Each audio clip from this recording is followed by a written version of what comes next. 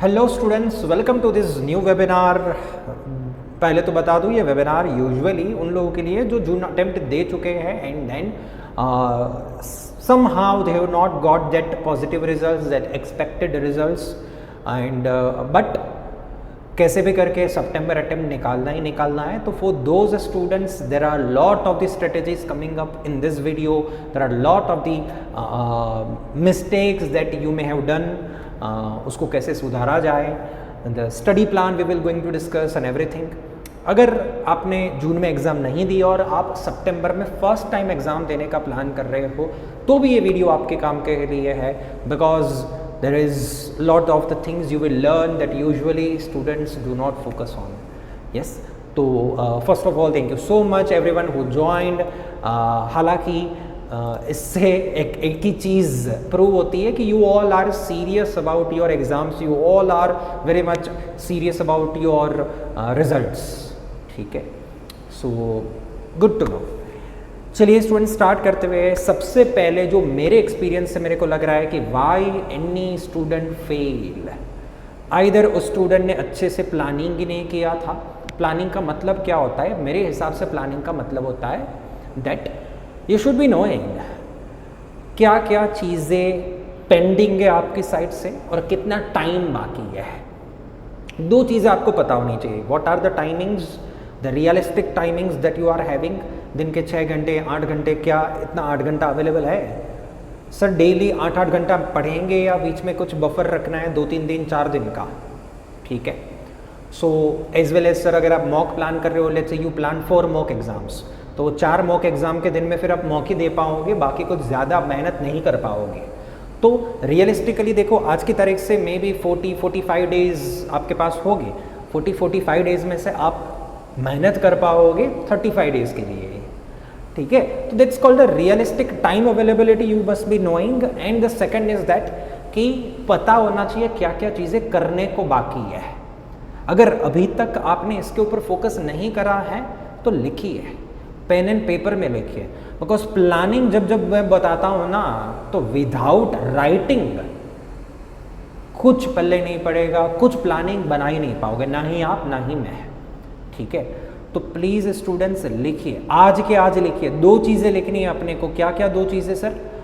कितना टाइम बाकी है या कितना टाइम दे पाओगे, एंड क्या क्या करना है। As well as students, the always second mistake is as usual time management. Sir बोला तो है कि दिन के 8 घंटे मेहनत करूँगा या करूँगी, बट सर वो 8 घंटे की मेहनत सिंसियरली फोकस के साथ में नहीं हो रही है। Reason is usually simple, time manage नहीं हो रहा है, टाइम वेस्टेज हो रहा है, डिस्ट्रैक्शंस हो रहे हैं। सर मार्केट में बहुत सारी यूट्यूब वीडियोस है ये आपको सिखाने के लिए कि how to avoid distractions, but मैं मानता हूँ ये सारे वीडियोस कोई काम के नहीं है, बिकॉज जब तक आपने मेंटली डिसाइड नहीं करा हुआ है ना, जब तक आप डिसिप्लिन यहाँ पे नहीं लाओगे ना, आप खुद अंदर से डिसिप्लिन नहीं लाओगे ना, तब तक कोई आपकी मदद नहीं कर पाएगा। तो कोई मोटिवेशनल वीडियोस की ज़रूरत नहीं है जो आपको सिखाए कि how to do hard work, how to do time management. That's not how anybody get motivated. So please right now, अभी के अभी अपने आप को पूछिए कि आपके पेरेंट्स, आपके फ्रेंड्स आपको फोर्स कर रहे हैं इसलिए आप सितंबर एग्ज़ाम दे रहे हो, या तो इसलिए आपको लग रहा है कि आपको 8 घंटे मेहनत करनी चाहिए, या फिर आपको खुद से ऐसा लग रहा है कि नहीं यार 8 घंटे तो मुझे करना ही पड़ेगा, मुझे करना ही चाहिए। This should be your decision. बार बार हम बोलते हैं, मैं तो क्लासरूम में 50 बार बोल चुका होगा कि कितनी मेहनत करने की ज़रूरत है, बट अगेन मेरे बोलने से कहाँ कोई मानते हैं, मेरे बोलने से कहाँ हार्डवर्क होता है। सो आपके अंदर से वो आना चाहिए, तभी आप अपना खुद का टाइम मैनेज कर पाओगे। Sir again the third mistake is the practice that lot of the students makes. Usually लोग बोलते हैं कि सर मैंने MCQ की प्रैक्टिस करी है, that's not what we mean here. We mean here excel sheet practice, word file practice, theory practice, the writing practice, section C के जो लंबे सम्स आते हैं केस स्टडी बेस्ड, उसकी प्रैक्टिस की बात कर रहे हैं। Understanding the exam standard, we know already कि कपलान स्टडी टेक्स्ट का लेवल अलग है, एग्जाम किट का लेवल अलग है। नाउ लोग जब एंड मोमेंट पे एग्जाम किट हाथ में उठाते हैं ना, तब पता चलता है कि अरे बाप रे, अभी तक के जो सम्स कर रहे थे ना वो तो कुछ नहीं थे। So start your exam kit as soon as possible. अगर कोई पास्ट में फेल हुआ है तो इन 4 मिस्टेक में से ही कोई एक रीज़न से फेलियर आया होगा। ओके, अगर आप भी कभी फेल हुए हो तो अपने आप से पूछ लेना। Then after sir, what we will be covering here, there are 2 segments of this session. One is your disciplined routine, because कितना भी मैं आपको स्टडी प्लान बना के दूंगा, कितना भी मैं आपको बोलूँगा, आपके रूटीन के बगैर आप पास नहीं हो पाओगे। पहले बढ़िया सा रूटीन बनाओ, then we will follow the study plan ना। स्टडी प्लान बाद में आता है। First of all you have to focus on a routine, और वो डिसिप्लिन्ड रूटीन है। It's not about sir how many hours do you study, quality study as we know कि sir quality, as well as हम पहले दिन से बोलते आ रहे हैं कि सर डे 1 से इतना मैं क्लासरूम में डांटते आता हूँ कि क्यों रिवीजन नहीं कर रहे हो, क्यों होमवर्क नहीं कर रहे हो, क्यों आपके मार्क्स अच्छे नहीं आ रहे, क्यों एग्ज़ाम जो छोटी छोटी एग्ज़ाम हमने ली क्यों उसमें ऐसा हो रहा है। डे 1 से नेग्लेक्ट अगर आप करोगे, आगे का बहुत सारा स्टफ आपका पेंडिंग है, तो काफ़ी सारे लोगों ने नतीजा देख लिया है कि सर अब सर पता नहीं चल रहा है क्या करे क्या ना करे। एक साइड से लोग बोल रहे हैं एग्ज़ाम किट कर, बट यार मेरा तो रिवीजन ही बाकी है। एक साइड से लोग बोल रहे हैं मॉक टेस्ट दे, एग्ज़ाम किट कर सर, बट मेरे को तो TYOs इलस्ट्रेशन में भी फाफे पड़ रहे हैं। तो sir it's all about the consistency. Day 1 से जो मेहनत करेगा, ठीक है, उसको दिक्कत नहीं है। बाकी sir we know there are lot of the students की जो है ना डेली पढ़ाई करने में नहीं मानेंगे, बोले एग्ज़ाम आने दो फिर देखो 10-10 घंटे की मेहनत करता हूँ। भैया ऐसे ECCA पास नहीं होगा, ठीक है। डे 1 से अगर आपने 6-6 घंटे का भी मेहनत करा हुआ होगा ना, तो वो आपको अभी बहुत काम में आया होगा। बट 6 आवर्स का जो मेहनत है सर, एट दी एंड वो आपके एग्ज़ाम्स के मार्क्स के अंदर दिखना चाहिए, ठीक है। कुछ स्टूडेंट्स मुझे बोलते हैं कि सर हाँ मैं पढ़ता हूँ, बट जब उसके मार्क्स दिखता हूँ तो पता चलता है साला क्या करता है। मैं ब्लंटली बोलूँगा, ओके, ये क्या 6 घंटे पढ़ता होगा। Okay, there are again the few students की जो लिटरली मेहनत भी करते हैं, बट पता नहीं समहाउ उसको ये चीज़ें फिर भी डिफ़िकल्ट लगती है। तो उनको मैं बोलूँगा सिंपली कि सर रुक जाइए, give the time. Okay, sometimes it is not possible कि हार्ड वर्क करने से इमीडिएट रिजल्ट मिलेगा। लास्ट अटेम्प्ट में मेरे पास एक FM का स्टूडेंट था, बहुत ही उत्साही था, उसको 3 मंथ्स के अंदर, 1 क्वार्टर के अंदर एग्ज़ाम देनी ही देनी थी। बट देन आई सजेस्टेड कि रहने दे भाई, बहुत ही रिस्क है। आज वो मेरे को थैंक यू बोल रहा है कि thank you sir, last attempt नहीं दिया हमने, बिकॉज जितना प्रिपेयर्ड मैं आज 6 मंथ्स प्रिपरेशन में हूँ ना, उतना प्रिपेयर्ड मैं 3 मंथ्स प्रिपरेशन में नहीं होता।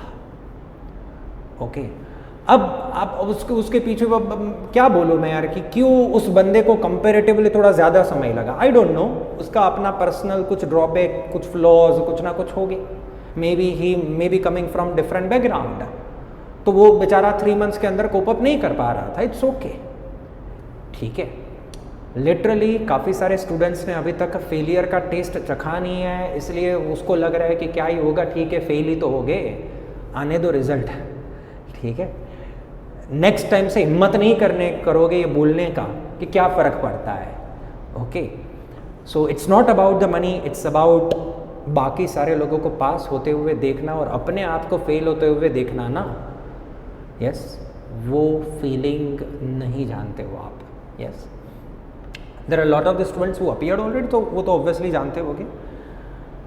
That's why the discipline routine बनाना पड़ेगा। सेकंड है सर, आपका टाइम टेबल आपका फिक्स होना चाहिए। जो डिसिप्लिन रूटीन क्या बोलते हैं सर, कितने बजे उठना, कितने बजे सोना, स्नैपचैट, इंस्टाग्राम, वो सारी चीज़ें हटा वटा के क्या आपका टाइम टेबल बन रहा है पढ़ाई का, और वो रूटीन है कि सर मैं सोऊंगा दोपहर के अंदर हाफ एन आवर के लिए, तो बस हाफ एन आवर के लिए, इतने बजे सोऊंगा, इतने बजे एग्जाम किट करूंगा, इतने बजे रिवीजन करूंगा। Everything must be planned and planned. Okay, so time table is very much important.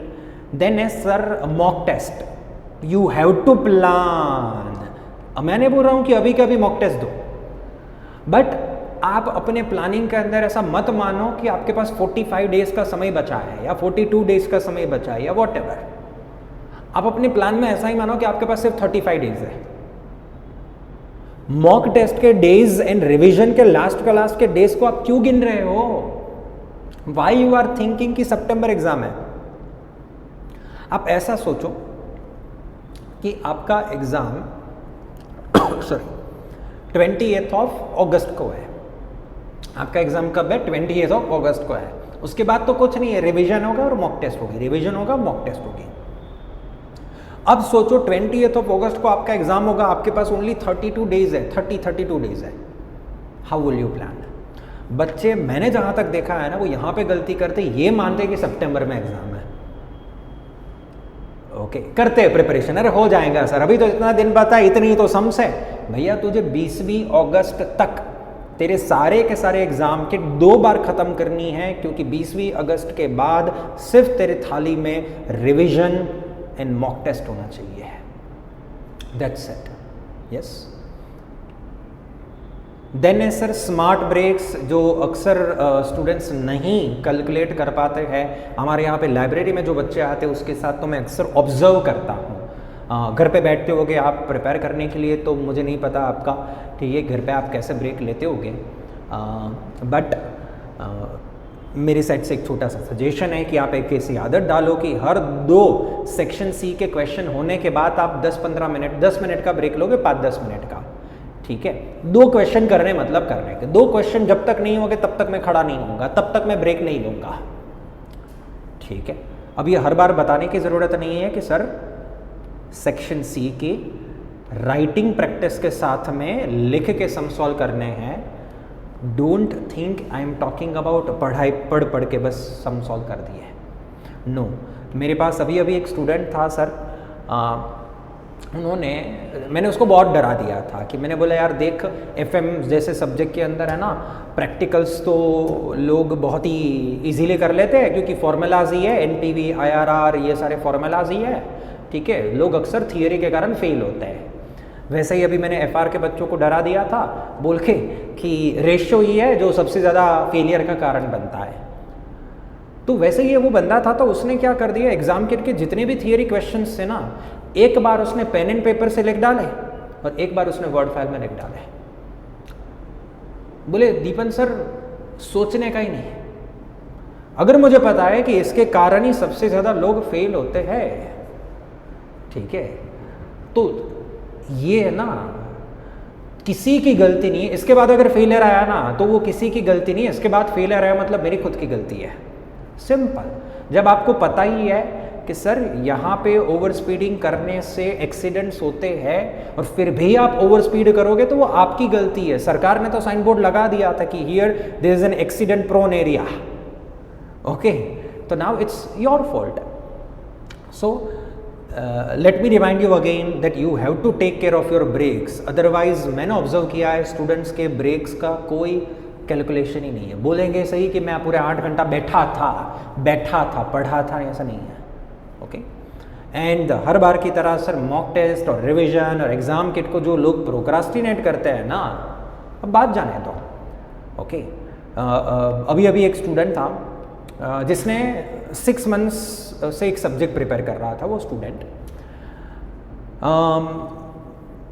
मैंने उसको गाइड किया था कि तू है ना यार इनकम टैक्स से शुरुआत करना. रिकॉर्डेड लेक्चर का स्टूडेंट था, तो इनकम टैक्स से शुरुआत करना. उसने बोला ठीक है सर, इनकम टैक्स से शुरुआत करेंगे. हमारे तो क्या फेस टू फेस बैच में भी अब इनकम टैक्स ख़त्म हो गया है.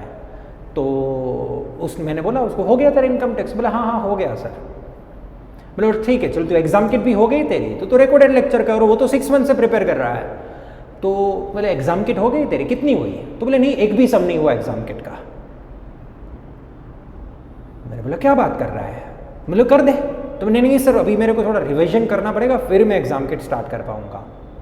सोचो, वो इंसान ने पता नहीं कैसे इनकम टैक्स को पढ़ा होगा, 3 महीना पढ़ा होगा, क्योंकि ही टुक 6 मंथ्स टाइम.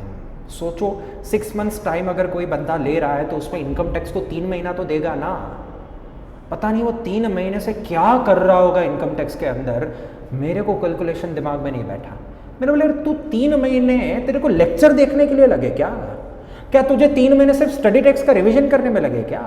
तू एग्जाम किट को 3 महीने में छुआ भी नहीं? तो बोले नहीं करूंगा ना, अभी तो 6 महीने का समय था ना सर, तो करा नहीं था मैंने। गलती है।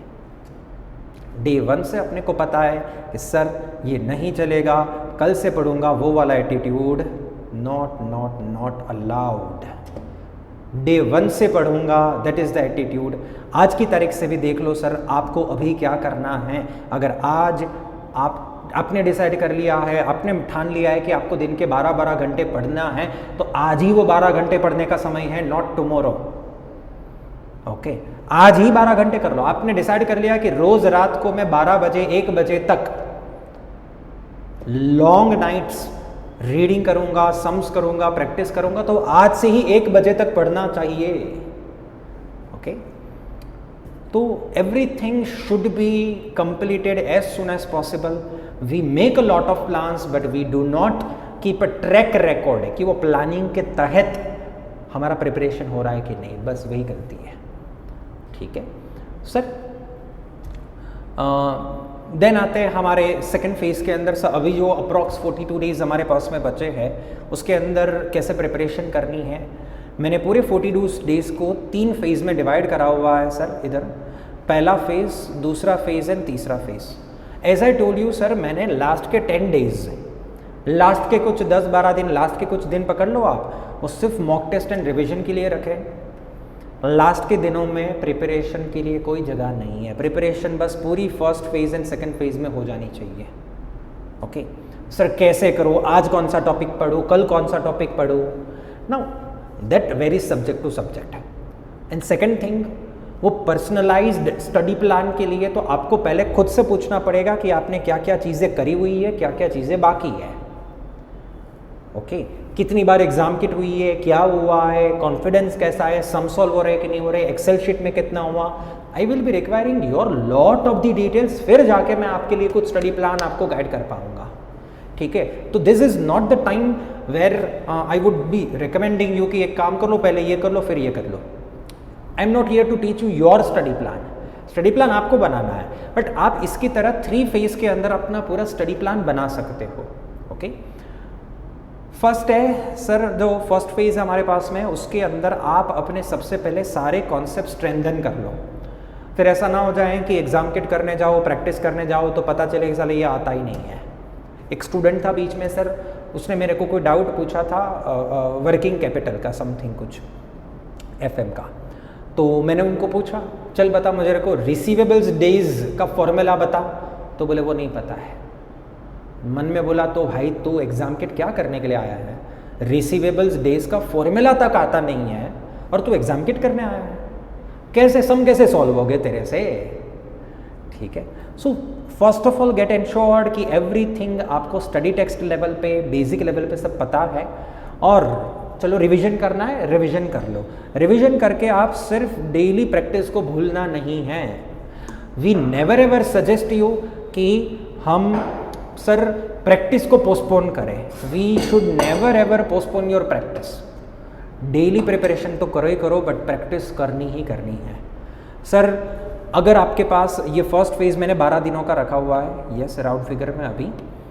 Usually sir FR, FM, TX जैसे सब्जेक्ट्स के अंदर यूजुअली सर अच्छे खासे 20 जितने चैप्टर्स होते हैं, 20 चैप्टर्स। 12 दिनों का समय है, हर रोज़ का 2 चैप्टर रिवाइज होता होना चाहिए। Every day 2 chapters revision.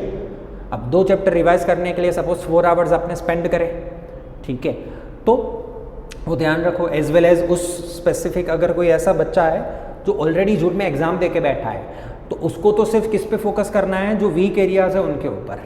ठीक है, देन है सर, जब जब आप प्रैक्टिस अभी कर रहे हो, अभी आप हर रोज़ रिवीजन कर रहे हो, तो थोड़ा थोड़ा MCQ प्रैक्टिस डेली चालू रखो। क्योंकि सर उससे आपको थोड़ा थोड़ा तुरंत पता चल जाएगा कि आपके कॉन्सेप्ट में MCQ सही हो रहे हैं और कौन से कॉन्सेप्ट में MCQ नहीं सही जा रहे हैं। As well as not just that, 2 to 3 long questions from exam kit भी करने हैं। तो आप ऐसा पकड़ के चलो सर, 4 आवर्स आपको रिवीजन में देने हैं, इन 4 आवर प्रैक्टिस में देने हैं। प्रैक्टिस में 2 चीज़ होनी चाहिए सर, थोड़े MCQ एंड थोड़े सेक्शन सी के क्वेश्चंस, केस स्टडीज।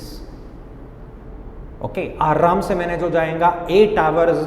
अभी भी अगर आपको कॉन्फिडेंस नहीं है या तो आपकी थोड़ी सिचुएशन टाइट चल रही है, आप इस 8 घंटे को 10 घंटे बना दो। Okay, so that detailed planning should be yours. मैं तो कुछ रियलिस्टिक टारगेट्स देने के लिए आया हूं कि इतना तो होना ही चाहिए। यस, रिवीजन के चक्कर में फिर प्रैक्टिस ना छूट जाए, याद रखना these 2 points are important. Okay, last है सर, आपको इम्पोर्टेंटली एक मिस्टेक बुक रखनी चाहिए अपने साथ में। सर मैं हर बार की तरह बोलता हूं कि एग्जाम किट जब सॉल्व करोगे आप, तब गलतियां तो होगी ही होगी। MCQs हो या सेक्शन सी हो, गलतियां तो होगी। काफ़ी सारी ऐसी चीज़ें बाद में पता चलेगी कि जो शायद स्टडी टेक्स्ट में भी ना पढ़ाई हो, सर ने भी ना पढ़ाई हो, कभी ध्यान भी ना गया हो। सारी चीज़ें छोटी छोटी एग्ज़ाम किट में से पता चलेगी। You have to do this. अगर नहीं है तो आज के आज एक बुक बनाओ, ठीक है, for what ever mistakes that has happened. Let's say suppose कि आप इसको कोई सम कर रहे थे, उसके अंदर आप टेक्स्ट का सम कर रहे थे और आपने let's say suppose balancing charge लेना भूल गए थे। आप यू फॉरगॉट कि भैया सीसेशन ईयर में ये balancing allowance and balancing charge लेना होता है, यू फॉरगॉट, तो लिख डालो always in the sum of capital allowance if the year is a cessation year, I will have to claim balancing allowance or balancing charge. That's how you have to note it down. And then sir at the end of the, जब आप revision करने जाएंगे तो ये mistake book काम आएगा अपने को। हमारा फेज 2 है वो मोस्ट क्रूशियल है सर। बहुत ज़्यादा सर हम फ्रेंकली स्पीकिंग हम बहुत ज़्यादा यहाँ पे आपके स्टडी टेक्स्ट के फोकस नहीं करने वाले हैं। हम सिर्फ आपके इम्प्लीकेशन के ऊपर ही फोकस करने वाले हैं, सम सॉल्यूशंस के ऊपर फोकस करने वाले हैं। अब धीरे धीरे आपका टाइपिंग स्पीड बेटर होना चाहिए, इसलिए आपका टाइम मैनेजमेंट भी इम्प्रूव होना चाहिए। अब गिवन 30 मिनट 35 मिनट के टाइम पीरियड में पूरा एक सम सॉल्व हो जाता होना चाहिए। अब आप नहीं बोल सकते हो कि सर मेरे को क्या लिखूँ वो समझ में नहीं आ रहा है। यूजुअली जो लोकल लेवल के स्टूडेंट्स होते हैं या तो जो इंग्लिश फ्लुएंटली नहीं है, वो स्टूडेंट्स हमेशा थियरी के अंदर वो कंप्लेंट लेके आते हैं कि सर मैं कहाँ से शुरू करूँ, मेरे से समझ में नहीं आ रहा है। वो सारी चीज़ों की प्रैक्टिस पहले कर लेनी चाहिए थी।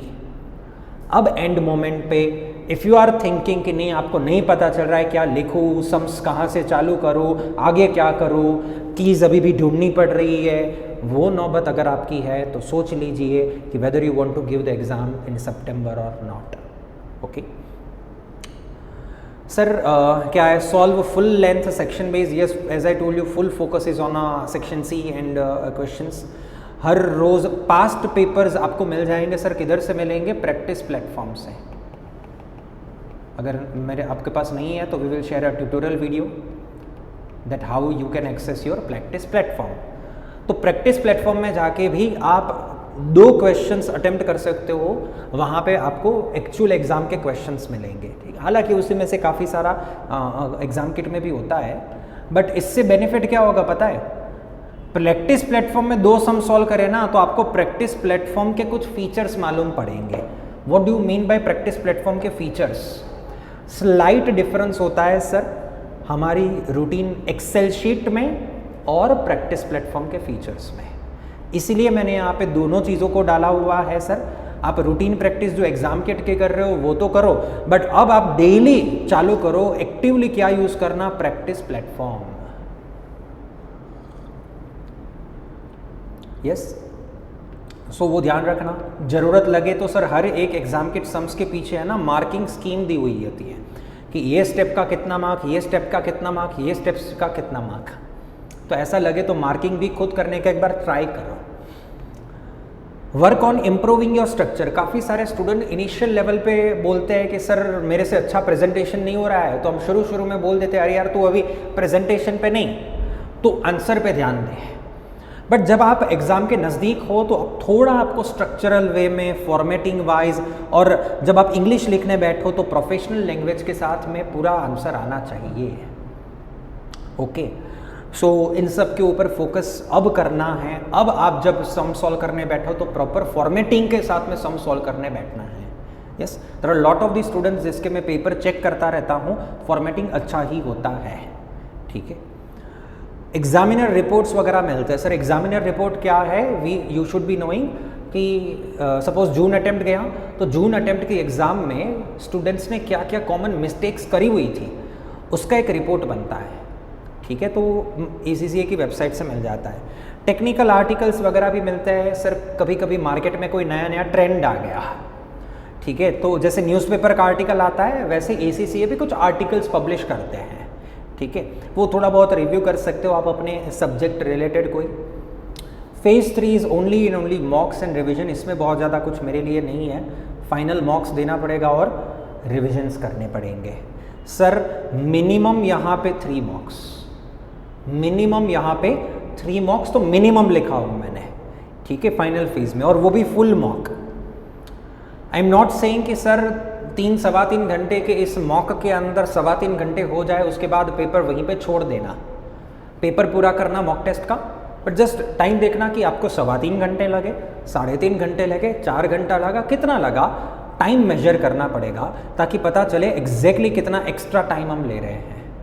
ठीक है, एज वेल एज आप मॉक टेस्ट तो लिखोगे बट अब रिवीजन में क्या करोगे? Sir always revise the key formulas, की फॉर्मेट्स, और जो जो इम्पोर्टेंट टॉपिक्स है वो सारा रिवीजन करो। वैसे तो आप सब लोगों के पास हमारा खुद का समरी नोट्स होगा, FR का हो, FM का हो, टेक्स्ट का हो वगैरह का, तो आप हमारी समरी नोट्स को ही बार बार रिवीजन कर सकते हो।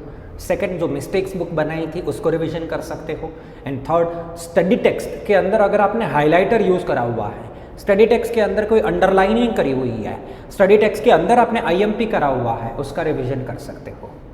ठीक है, या तो फिर मेरे तो काफ़ी सारे स्टूडेंट्स ने सर अपना हैंड रिटन नोट्स बनाया होगा, तो आप मेरी भी नोट साइड में रखो, आप अपना हैंड रिटन नोट्स को ही रिवाइज करते जाओ। दैट्स इट, हो गया, खत्म। Okay, yes sir, final 2 days में क्या करने का? फाइनल 2 डेज के अंदर, फाइनल 2 डेज में लाइट रिवीजन अपने करिकुलम का चालू रखो। मेंटली पॉजिटिव रहना है आपने को कि जो प्रिपरेशन करा है उसी में से भगवान पेपर निकालेगा। ठीक है, नाउ एट मोमेंट पे काफ़ी सारे स्टूडेंट को ख्याल आते हैं कि सर मैं पास तो हो जाऊंगा ना, अब लास्ट 2 दिन में कुछ नहीं होगा।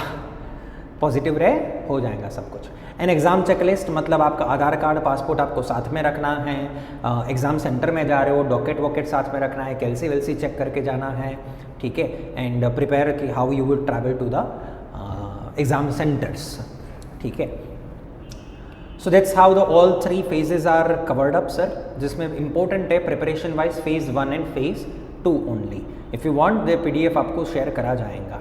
Okay, any kind of doubt from any of the students?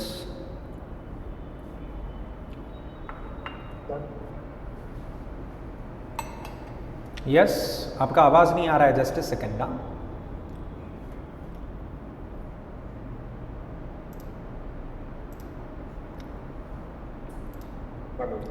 एक ही मिनट। हाँ हाँ, बोलिए। यस भव्या। सर मैं बोला था कि मतलब स्टडीज के टाइम के अंदर आप ACCA के लिए अप्लाई करेंगे या मतलब दूसरे स्टडी? फिर से जस्ट सेकेंड ना, आपका आवाज़ नहीं आ रहा है, एक ही minute. No, can you put up in a chat box, क्योंकि आपका आवाज़ थोड़ा इधर ऑडिबल नहीं है। हाँ, चेक बॉक्स में डाल दो। Anybody, any other students having any query?